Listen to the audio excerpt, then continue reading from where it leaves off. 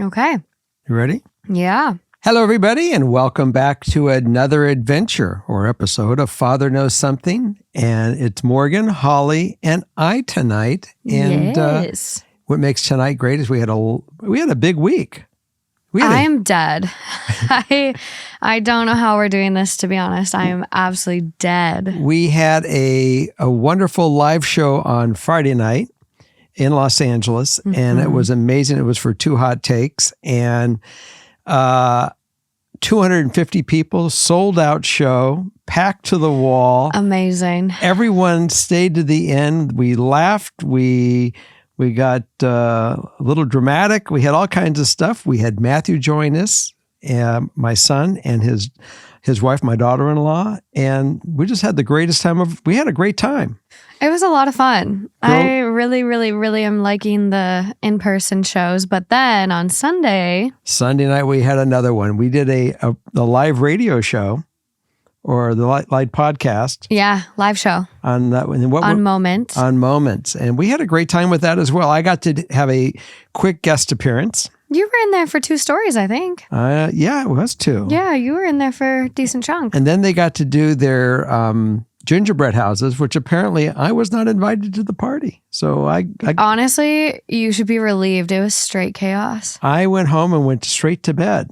Yeah, lights on, of course, as always. And the TV blaring. I could hear it before I even got off the elevator. So for all of you all you guys out there that you don't live with your dad, or you don't get to go visit him right before he goes to sleep, you don't walk into that house with that TV blaring, and if you do have that relationship, you know what it is. You walk in and we got them going.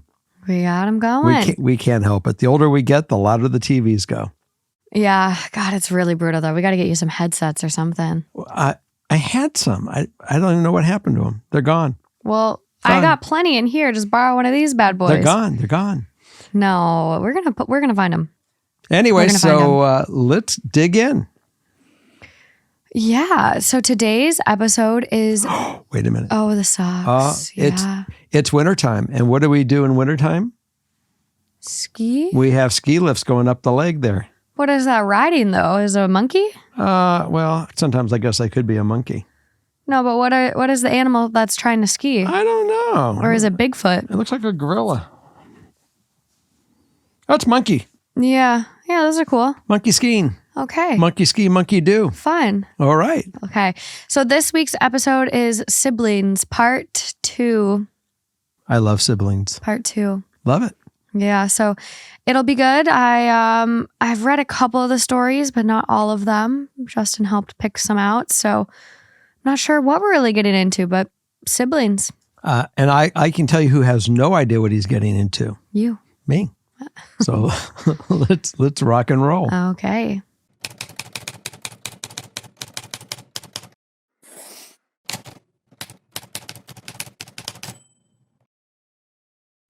And the red over there? Yep. Red's over here, and I'm not allowed to touch that thing. No, that thing. We know what happened one time when I touched it. You can't touch that. Cost you 25 hours of reworking and blending sound to script to video. Dangerous dad. Okay. So this first one. Hi, Dad, Justin and Morgan. I love both podcasts so much. I listen to them while I work at a nursing home, and a few of my residents like to listen too. LOL. So this August, I lost my best friend of 20 years. She was like my sister. We have been through so much together. She left behind her fiance and 3 babies. Now, my oldest sister and her fiance are, I think, dating. They have been spending weekends together and say nothing more has happened, but I have this feeling something has. I told them both I'm not okay with this situation as it puts me in a weird place with our friends, her family, and with myself. I feel like I'm betraying my sister, but also not supporting my oldest sister. I know it won't work as my sister doesn't like kids too much. She has her own, but other kids are a no-go.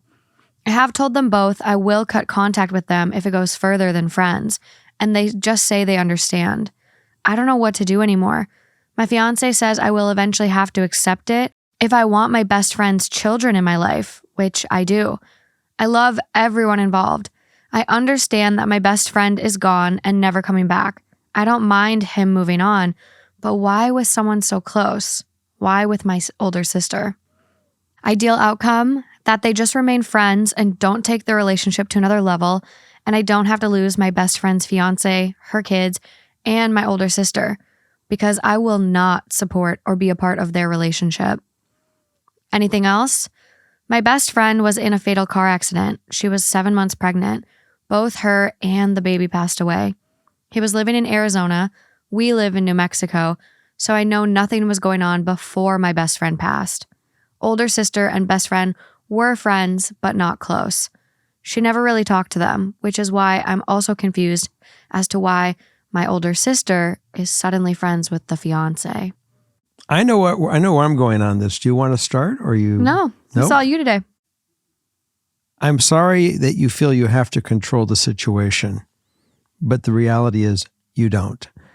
I think that you have to step back and see where this goes and support your friends or your family or both if they're one and the same, and let them figure out on their own where it goes. If it goes to a part where they fall in love with one another and it's a beneficial relationship, it could be a beautiful thing. And it's not for you to step in and try to be the manager of their lives. And some people may not like this, this view, but this is the one I truly believe, and see where it goes. And they're adults. They know what they're taking in their hands. And if there's children involved, they're going to figure out real quick, they're both protective of their kids, but they don't answer to you. And I think that you just have to kind of relax and let it organically go where it goes, and don't hold any grudges, don't hold any bitterness, and just treat it with love as where it may come. That's my advice. Yeah, it's a really tough situation. First and foremost, we are so sorry for your loss. Just sounds like a super, super tragic situation. Mm-hmm. 3 kids, and not only did she passed in this car accident, but she was 7 months pregnant. So it's horrible. It's absolutely horrible. But and I'm sure he's got his own grief going on. I can't even imagine. This was the love of his life, and we don't know in reality where her position would have been post her death. I mean, if you can talk to her and she knows that she can't mortally be here for him, I'm sure she wants someone that's going to be wonderful to her family and to him. And if your sister does fill that bill, we don't know what she's capable of or not capable of. That's for him to figure out and to make that determination if she does step into fill the right shoes for her, for his children. And either way, they are your niece and nephews, even if it was by adoption or by love. It doesn't change. So just relax and see what happens. Our writer is obviously grieving, and so I'm sure this is like quite the shock. It's like not her fiance, like, and it, even though she says like I don't mind him moving on, but why was someone so close? I'm sure it's a shock. It's jarring. It's like she's in the midst of this grief, and then this is just kind of bundling things. And one more thing, he has seen a side of her that you've never experienced, because you're only her sister. Being someone's partner or lover or whatever that they may become is different. And if he's moving on with his life, look, we all know she's not coming back. And if he's moving on with someone that's fantastic, look, this is your sister. This is somebody that came from the exact same place you came. Some of the values she has are the same values that you have. And some of the values that his past wife or your best friend who passed loved was you. There was a part of you that's also a part of your sister. There's a lot of similarities that come out of that nest. So let's, keep a broad mind and don't be so rigid with this, and try to be a little, come out of your own way for a little bit and see what happens. That would be my thought, and see how it works. Either way, it's going to happen with your permission or not your permission, and they're going to succeed or fail with or without your permission. And it's best that you don't put yourself in the middle of this thing, because you are in a no-win situation. They will it's going to become bitterness, and you don't need that.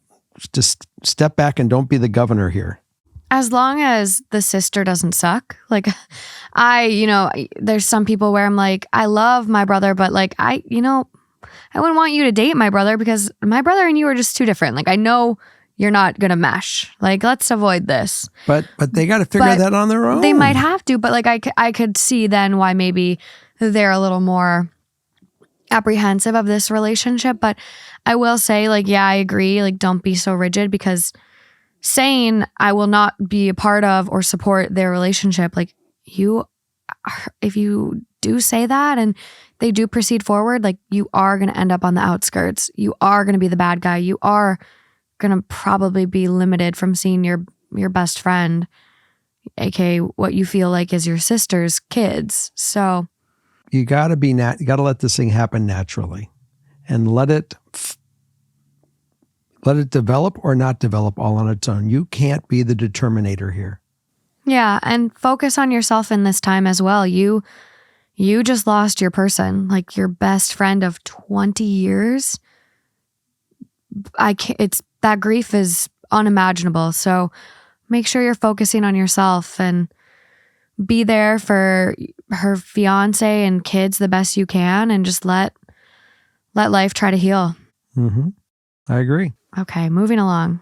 Hi guys, I, 21 female, want to talk to my older brother, 25, about my issues with his girlfriend, 26.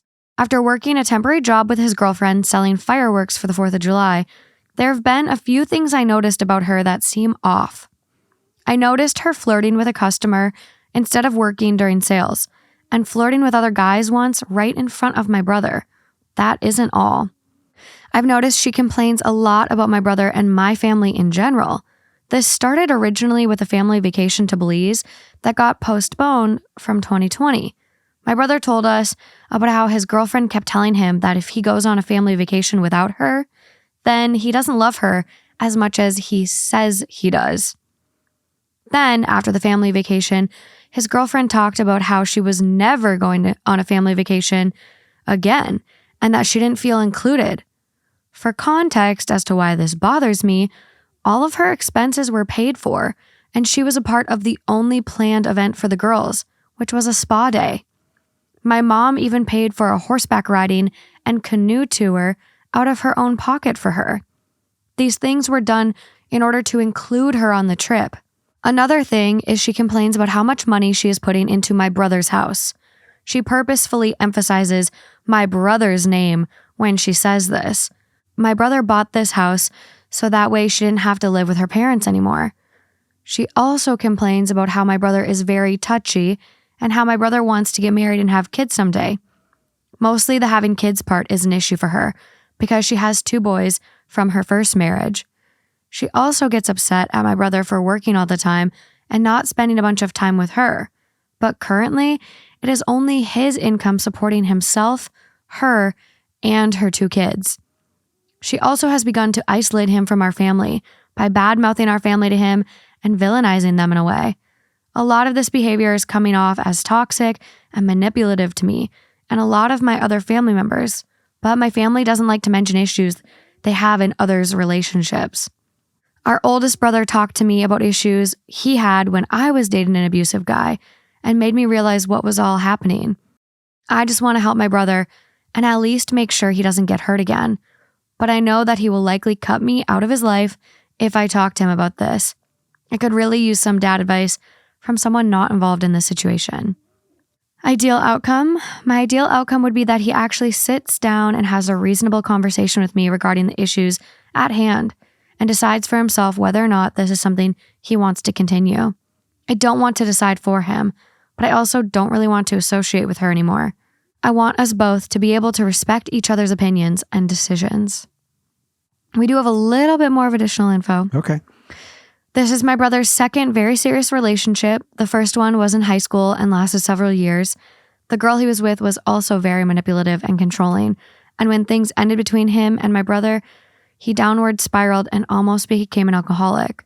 I worry that he will get worse if he is badly hurt again, and I don't want this to happen. There is also the income difference, but he doesn't hold that against her and does what he can to support her and her kids.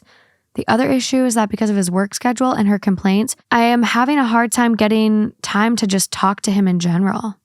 I know that with some siblings that I've had experience with, no one likes to be told what to do. In fact, siblings, depends on the pecking order, have had a life of being received what to do, what not to do. And it almost becomes a trigger word when someone comes out, let me give you advice. And the first thing that happens is that sibling goes, whoa!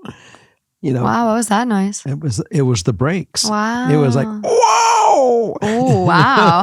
Okay. And that's exactly how bad it sounds to that person who's getting that information into their brain. They lock down. Yeah. So I think that the conversation that you want to have with your brother absolutely is fair to do. It's the way you approach it. And I will probably tell you that he has already sensed the issues that are going on between her and everybody else because he's hearing it. The question is, how does it react upon him? And so that's what you really get to go open a dialogue about. Rather than, trying to be negative about her, be positive with him and say, hey, is this what you see do you notice any of this stuff or you don't? Does it trigger you at all or it doesn't?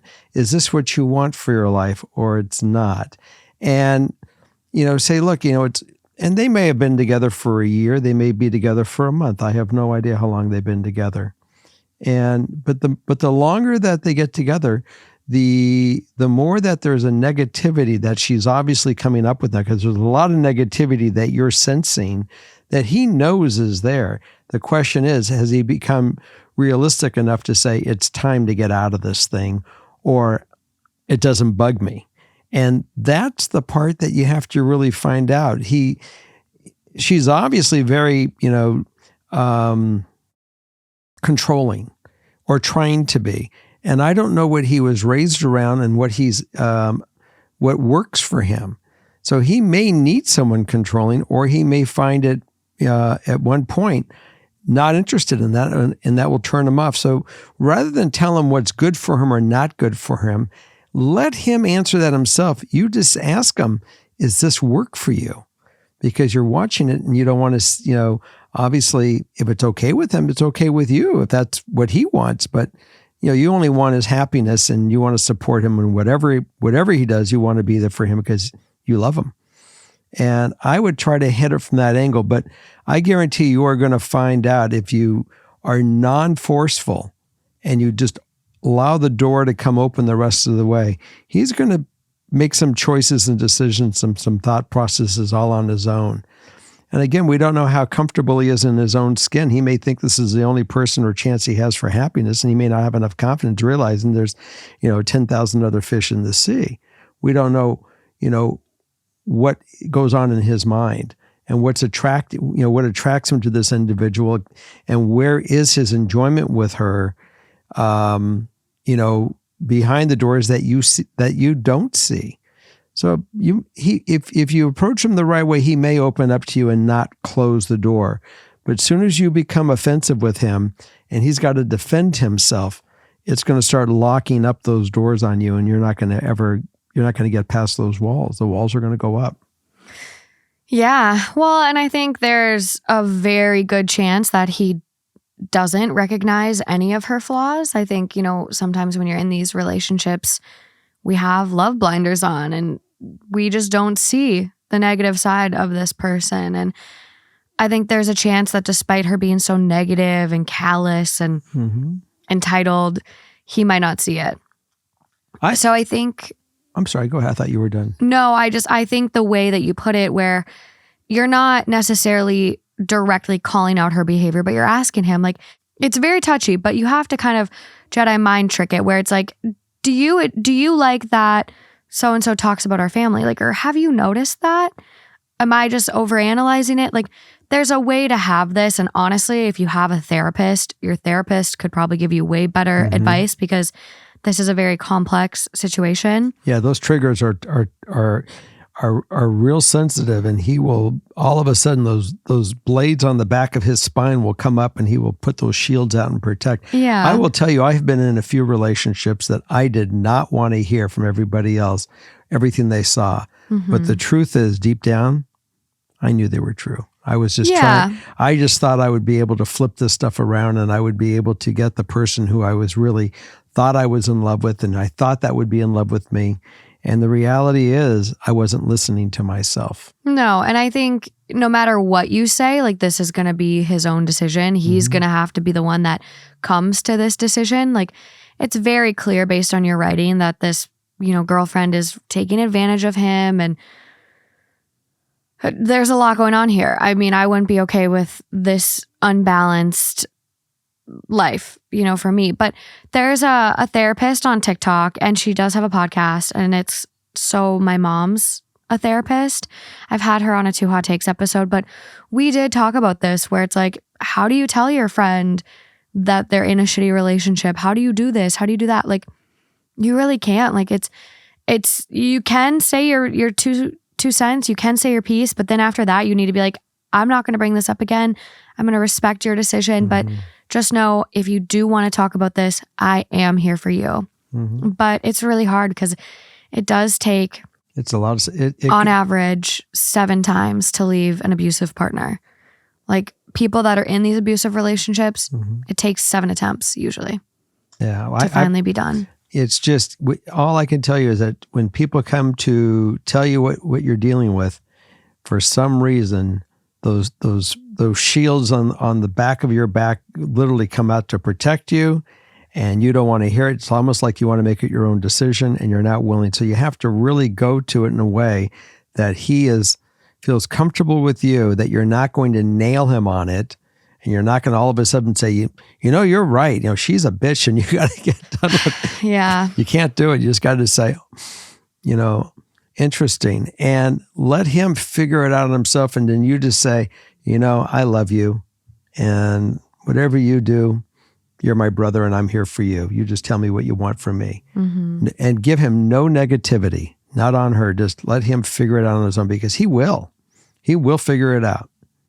Yeah. I agree. Sooner or later. It's unfortunately, and they do seem very unaligned. Like, he wants kids, she doesn't, because she already has 2. So I do think they'll figure it out, and it does get pretty exhausting carrying the load 100% and working, and then you hear it that you're not spending enough time, even though you're working and carrying and paying for 100% of the expenses, and it's a lot. So I think it'll work out. So just make sure you're there for him when he needs the support. Hello, Jerry and Justin/Morgan. I love this podcast and listen to it every day in the car or while I work. I've learned a lot listening to your advice. That's why I'm turning to you guys now.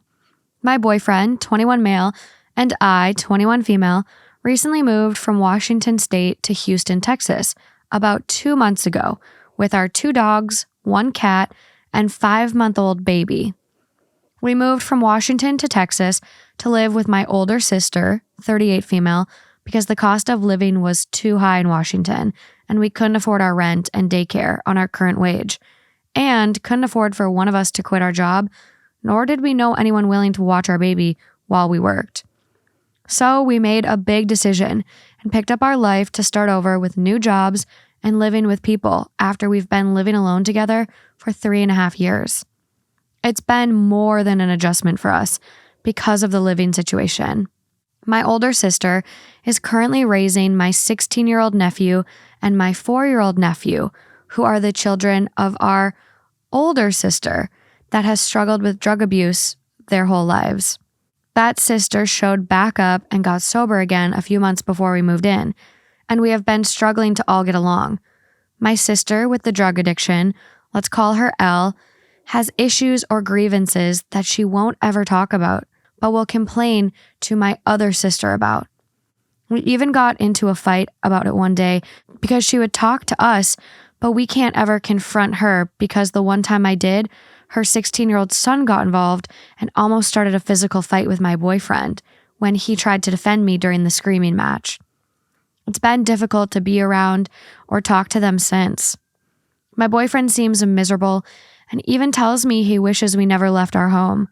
We were promised a life without worry and that we'd be able to save money. However, it seems money seems to be an issue again, with complaints we don't pitch in enough, even though we pay half the cost of rent and utilities, and buy groceries that we often don't get the chance to eat ourselves.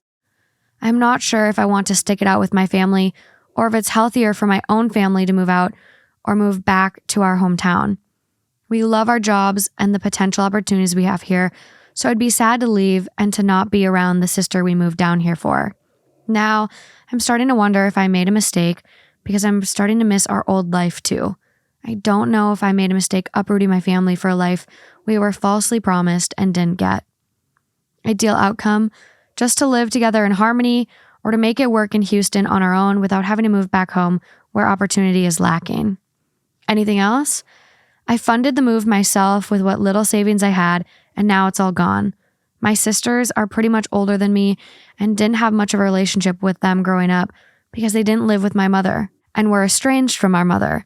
This is the first time I've been around them in years, and it's because our mother died in 2021.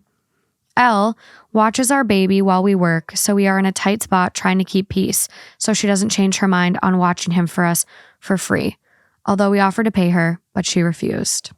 So Elle, if I'm correct, is also the sister that went dry after doing drugs. She got cleaned up. Yeah, has been sober now for... But also can be very hostile. Yeah, no mention what the fight was about, but the fact that it escalated to a screaming match with Elle's 16-year-old son getting involved says it's pretty bad. So my question is that, you got three basic families living in this one roof. Under one roof. And I understand what it is to have a roommate, especially the roommate that is your sister, who really wants to help with your kid. And you know her. And I got that. And you have trust in her. And I get that.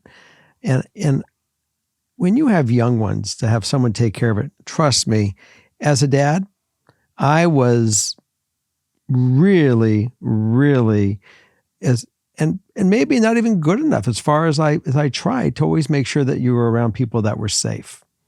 But that all said, it might be an idea to try to go find a roommate of a senior citizen or someone that is looking for a roommate in their home that does have the time that you can become part of, bring her into your family, but you go into her home. And since you're paying half the rent right now and you're paying for groceries, that might be a better situation for you to try. So you have to go, obviously, interview potentials, people that are looking for something like that. And you may find it through a church. You may find it through the internet. I'm not really sure, but you got to take your real due diligence in your screening and what you're doing to before you pull any triggers if you find somebody, because it's really interviewing each other. So you want to interview one another. So both of you feel comfortable when you finally do move in that it's the right move or it has the higher percentage of success. And I think that might be a great thing for you. And get out of your sister's house. Not that you don't want to have a relationship with her, but you want to get rid of the toxicity and any chance of it. It's enough to have a family without toxicity, not living together, but when you live together and you have these issues, it just gets compounded. So that's my initial advice. Yeah, I completely agree. I think it sounds like it was a good way for you to get on get your bearings about, get on your feet in this new city, but you could have easily outgrown it that quickly. And I think you're dealing with a lot of personalities in one place, and it's hard being roommates with family, let me tell you. Very challenging, despite how much I love him. It's especially when he's your dad. It's hard. It's hard to draw easy boundaries with family versus, roommates that are just roommates and you are kind of on the same ground. So you only have another about 4 weeks, 6 weeks, 8 weeks of this. I don't know. If I keep finding rats in my house, I don't want to move in there. We got a big one the other day. It wasn't cute like Remy from Ratatouille, let me tell you. But I think, if you're already paying for half the rent, half the utilities, you're buying all these groceries that you don't even get to eat. So then you're having to buy more groceries.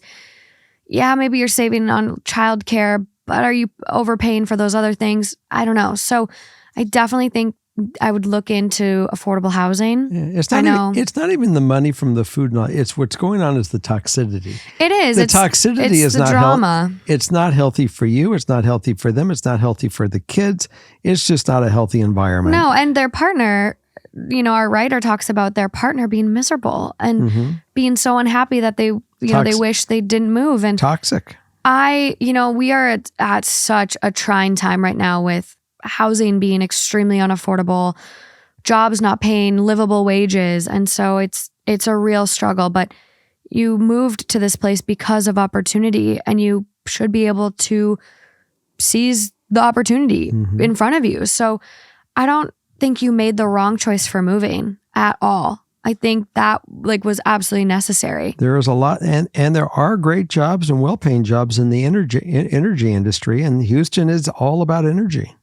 Yeah, I think there's so many options. Energy and offshore. But first step is to try to get on your own feet. And whether that's finding subsidized housing, affordable housing, finding another roommate who is older and child-free and is okay having pets. And, I wouldn't assume the childcare right off the bat until you have a relationship. But maybe there's people out there like that and you can have that discussion. But I do think it'll be healthier for your relationship with your siblings, which is something that sounds really important to you, considering you didn't really have one with them growing up. And so I think you could have the best of both worlds, the best of everything, if you can manage to get your own roof over your head. Yeah. The biggest challenge here before anything is really childcare, to really make sure you have something safe for your children. Because it's a guide. Yeah. And when I look at your sister, who you may love very much, or you may not even know very well, which it's somewhere in the middle there, especially the one that has certainly got her life back together, you're on a teeter-totter with that. Yeah, definitely. Unless you're totally comfortable that she is clean and this is past her and she's solid. Yeah, and I am just glancing at things, and there is housingforhouston.com, which is the Houston Housing Authority affordable housing programs. There's also Rent Help Texas that offers reduced rents to low-income tenants. So there's a bunch of options, and I'm sure they're very popular, and I'm sure there might be a wait list and something like that. But, if there are wait lists, it's better to get on it now, and then, if you have to stay at your siblings for a little bit until you get a spot, at least you're going to have an option soon. The one thing I do know and I have learned is that the housing cost and cost of living in Texas is far lower than it's ever anywhere else. It's really become a very advantageous place to move because real estate is really, you got a lot of bang for your buck. Yeah, unless you're in Austin. Austin got real crazy. Yeah. Real crazy. But it's everywhere. It's everywhere. Compared to Los Angeles, compared to the West Coast, I know Seattle is not cheap either. It gets up there. So yeah, and your little one is only 5 months, but that's I mean, that's really child care. That's baby care. I know, but you got 2.5 years until preschool. There's jobs that, are remote that maybe it's part-time and you can work with your kid at your home. There's other options you haven't considered, but I definitely think there's a lot of services out there to make things more affordable, to offer child services, affordable housing and things like that. That's the one thing that really happened with COVID. People got very used to having, people working at home. Yeah. Yeah, it depends on what jobs are out there, but there are definitely remote jobs. Yeah, definitely. Okay. Keep us posted. Definitely let us know. Post it on the comments because people, and also read the comments because that's where everyone else chimes in and really gives great advice as well, things that they're more familiar with. Because Father only knows what? Something. Okay, up next. Hello, Jerry and Co. I want to start by saying how much I love this podcast. Now, on to the issue. I, 25 female, am the youngest of my 3 sisters. My issue is with my oldest sibling, who is 7 years older than me. Some background info. All 3 of my sisters graduated college with bachelors, whereas I dropped out. Back in school now, though. 4 years ago, my then boyfriend of 7 years enlisted into the Air Force because he too had to drop out of college.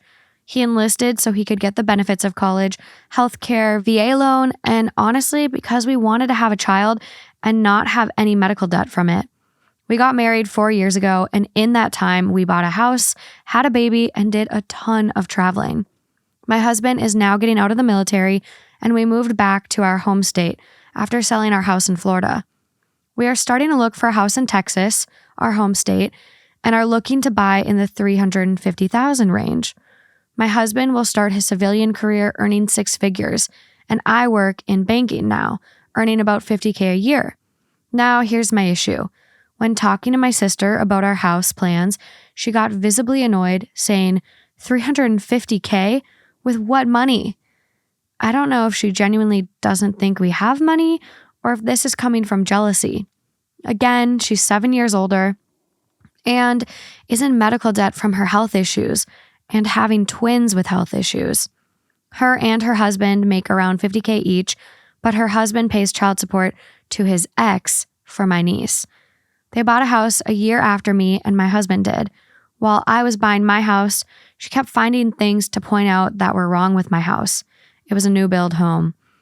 I thought maybe she was just looking out for me since I'm the baby of the family, but now that I'm back in Texas, she mentions how, quote, it must be nice to have all the military benefits, and how her and her husband make the same as us and they can't afford a house that expensive. When we sold our house, we made about $100K off the house and paid off all of our debt. She tells me, quote, must be nice, often, when referring to money. It honestly makes me uncomfortable because my husband and I were dirt poor when he enlisted, and we have worked really hard to get where we are now. Should I just avoid these conversations with her? Is she just looking out for me? Or is she acting a little bitter? Well, the way that you have proposed the story, there is a lot of bitterness. She's seen your numbers through her eyes, and she can't imagine it because she can't afford it. And yet she can't just be happy that you have the ability of doing this, and rather than just saying, God, I'm so pleased that you don't have to struggle and you did this, because you obviously struggled when you got married, and you guys have made some great decisions and made great life choices, and it's paying off for you. Mm-hmm. And how wonderful. That's not in her right now. And because of whatever her difficulties and her own bitterness, she's in her own way, and now she's in your way. And it's unfortunate. You can certainly, without getting into a challenge, look, if you get in a battle of wits with her, no one's going to win. It's going to get ugly, and it's going to yell, and she's going to think you're a bitch, and you're going to think she's a bitch, and everyone's a bitch, and bad. So take a shot every time he says bitch. So please, and then you won't worry about it. So the answer really is to just say, I am so sorry that you guys have had your struggles, and you made life choices and decisions. And I know that whatever you invested, I hope it will pay off for you in the future. We are still working at it. And I married a guy that was able to learn something or a trade or picked up knowledge that there's value for it, and people are willing to pay him. And he's been able to implement what he's learned to make money for this family. And I have a good job that I'm, growing in, and hopefully I'm going to continue to grow. And I'm thankful for that we can do this. Your financial position, what you make, what you do, is none of her business. And you basically have to say, something, I've learned that with you asking the questions, it seems like it spits back on me. So why don't we just enjoy each other? I'd like to come over and just hang out with you. You're welcome to come to our home and hang out with us, but let's not get into our financial place where we're at, because it's just, I'm trying to find the word. It's just not applicable. It's not conducive to a healthy relationship. It's not applicable to your lives. She doesn't need to know what your bank account is, and you don't need to know what her bank account is. It's not going to change any, unless you're willing to write checks to her monthly, or she's going to write checks to you monthly. No one has to get involved with that.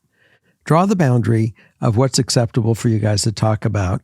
And that way you don't have to, cross into this stuff because it's just obviously turns ugly. Yeah, well, and there is ideal outcome would just have my sister be supportive of my plans. Additional info.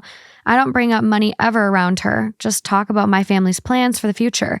And she makes me feel so small when she acts as though I can't afford it. Maybe I am coming across as braggy to her, but I genuinely don't know. I hear this and I get the vibe that the sister is struggling. I look at the conditions that a lot of people around the world are dealing with. And, in the United States, my backyard that I'm more familiar with, it's a real struggle here, no matter where you live. I mean, the last story showed that even with two people's income, it's hard to afford housing and childcare. So everyone is except the 1%, facing these difficulties. Everybody is struggling, it seems. Yeah. And it doesn't matter what income class you are because you just set yourself into that income class and now you got to keep performing at that class. And it can all be stolen tomorrow. It's one bad deal or one bad day away. Or an unforeseen medical issue. Right. I mean, look at the number one cause of bankruptcy in the United States. Medical debt. That shouldn't happen. People should never lose their house because they got sick. And our listener does mention that her sister has medical health issues, medical debt, and they have twins that also have medical needs. And so I hear this and it has nothing to do with you, our writer. I think it's, it is your sister and your sister really struggling, and the grass is always greener, not always, but it appears greener sometimes. And so I think it's just your sister that is dealing with her own insecurity and struggle. And, your husband made an incredible sacrifice, serving for as long as he did, that sacrifice and that willingness to risk his life and be tied down to the government for so long, he made a big sacrifice. So her implying that you guys had it easy, it's far from the truth. And you know that. So when you talk about your plans and if you get... And by the way, not everybody comes out of the armed forces with great jobs. No. So there's so many veterans that are homeless. So I just think it's fantastic that he was able to come out of the armed forces and secure a great job and be able to grow. Yeah. Not everyone that is a veteran or comes out has those opportunities. So he's very fortunate. He's worked hard. It's completely, justified. You're also working. You're killing it. And I just think it's from her struggling, and you can't take it personally. And when these conversations come up and you get the comments, must be nice. Try to change the topic and don't take it personally. Just be a little duck, let it roll off your back. And I don't know. I don't know if you're coming across braggy, but I really think that if you have a conversation, over tea and you say, I feel that I'm putting you into a position where you have to be defensive or challenging me. I don't want to ever make you challenge or defensive or things. I mean, if there's something I'm doing that's triggering you, please tell me so I don't trigger you. That's not my intent.